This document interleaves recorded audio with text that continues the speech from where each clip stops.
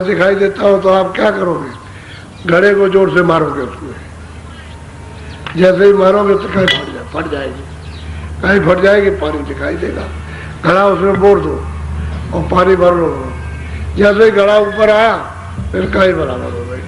ठीक आवरण इसी तरह से है। महात्माओं का जब आपको सत्संग मिलता तो बिल्कुल ऐसा मालूम होता है, कहीं फट जाती है। यानी कर्मों के पर्दे फटते हैं तो उस वक्त में आपको बोध होता है, और जैसे ही जरा सा हटे सामने से तो फिर वैसे हो जाता है, फिर शून्य हो जाता है, अबोध हो जाता है। ठीक यही दशा है। सब महात्माओं ने अपने अपने समय काल जब जब वो आए और जीवों को सबको बताया। ये नहीं कि विधि उनकी भाषा कुछ भी रही हो, लेकिन विधि एक ही रही, रास्ता एक ही रहा। वो उस समय की भाषा का जो जैसी देहात की भाषा हो, शहर की भाषा हो, मिली जुली भाषा हो, तो वो तो उन्होंने उसका किया। जैसे संस्कृत थी, पहले हिंदी नहीं थी, उसी संस्कृत में से हिंदी निकली, और संस्कृत में से अंग्रेजी निकली, संस्कृत में से फारसी निकली, हर एक भाषा संस्कृत में से निकली। तो बस यह है कि आपने उसको छोड़ दिया, उसको पकड़ लिया, उसको छोड़ दिया।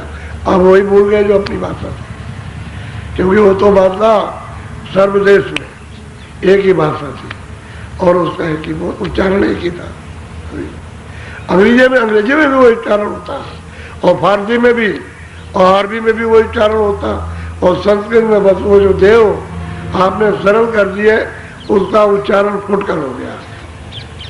इसलिए आप तो महात्मा कभी किसी समय पर भी आए, उस समय की जो बातें होगी, जो प्रचलन में आएगी, वो लोगों को बताएंगे। और बाद में उसमें कुछ तरमीम, कुछ अदलाव बदलाव हो गया तो जो आएंगे वो फिर बताएंगे आकर। उसमें हो सकता है, लेकिन रास्ता तो एक ही है, वो दूसरा रास्ता है। कोई कहेगा भाई वो महात्मा आए थे 500 बरस पहले, तो ये बता गए, नहीं, रास्ता एक ही, एक ही आने का, एक ही जाने का, मोटी बात। और रात को एक टेलीफोन आया कि हमारी ये समझ में नहीं आया घाट किसको कहते हैं। वे दोनों आंखों के बीचों बीच में सूरत बैठी है, उसके चारों तरफ मन बुद्धि चित्त बैठे हुए, उसी को घाट कहते हैं, उसी को दरवाजा कहते हैं, उसी को हरि का द्वार कहते हैं, उसी को मतलब है तिल कहते हैं, उसी को तीसरा तिल कहते हैं, उसी को एक ही चीज को आपने अपने समय का वर्णन कर दिया। आज्ञा चक्र इसलिए गुदा चक्र, इंद्रिय द्वार, नाभि कमर, हृदय, कंठ और छठवा जहाँ सूरत बैठी है उसको छठा चक्र कहते हैं। और सीधा सीधा तो अपने अपने समय में बता दिया, लेकिन घाट कहते हैं दरवाजा, गेट। उसी को गेट कहो, उसी को दरवाजा कहो, उसी को फाटक कहो, कुछ भी कहो, उसी को आप तिल कह लीजिए आप। लेकिन अब यह है कि समझाने की, उसी के चारों तरफ मन बुद्धि चित्त बैठे हुए, तो उसको इधर मत जाने दो, इंद्रियों की तरफ नीचे मत उतरने दो, उसी सूरत के साथ लगा दो। जो देखने का काम और सुनने का काम वो सूरत करने लगे और लग जाएगा तो सुनने लगेगा, देखने लगेगा। क्योंकि मन की मदद, चित्त की मदद, बुद्धि की मदद उसको मिलना चाहिए, क्योंकि पर्दा सब इन्होंने भाग दौड़ करके जमा किया। गंदगी तो इन्होंने जमा की है, लेकिन वो घाट नहीं समझ में। अब घाट नहीं आप समझ पाते हो, और कहते हैं कि जैसे बाहर आंखें बंद कर ली तो आंखों के बाहर का घाट तो ये, अच्छा आंख खुलेगी तब तो दिखाई देगा, ये पर्दा नहीं हटेगा तो कैसे दिखाई देगा। अब ऐसे वो पर्दा पड़ा हुआ, कर्मों का गंदगी का पर्दा पड़ा, खुलेगा तब तो अंदर दिखाई देगा। ये भी तो एक गंदा पर्दा है, ये बाहर से बंद कर लिया, हमें कुछ दिखाई देगा। अब जैसे बाहर की आंखों पर गंदगी आ जाती है देखना बंद, तो गंदा ही पर्दा तो है। तो डॉक्टर के पास जाते हो, भूली हो गई, ये हो गया और वो हो गया, इसमें जाला बड़ा आ गया, तो उसको साफ कर देता है तो दिखाई दे सकता है। लेकिन उसकी भी तो तरकीब है, कुछ समय लगेगा, कुछ दवा डालेगा, कुछ उसकी गंदगी निकालेगा, साफ करेगा, कुछ मतलब बताएगा, युक्ति बताएगा। तो यही मतलब इसी तरह से महात्मा बताते कि जैसे बाहर ऐसे अंदर की आंख, वो आंख चेतन आंख है, और ये आंख जड़। इसमें जड़ का मतलब बोध होता, लेकिन प्रकाश सूरत का है। क्योंकि प्रकाश वो अगर नहीं देगी, मतलब यह है कि तारों में, तो फिर सामने देख नहीं सकते हो। प्रकाश जब सिमट जाएगा उसका, तो फिर नहीं आपको दिखाई देगा।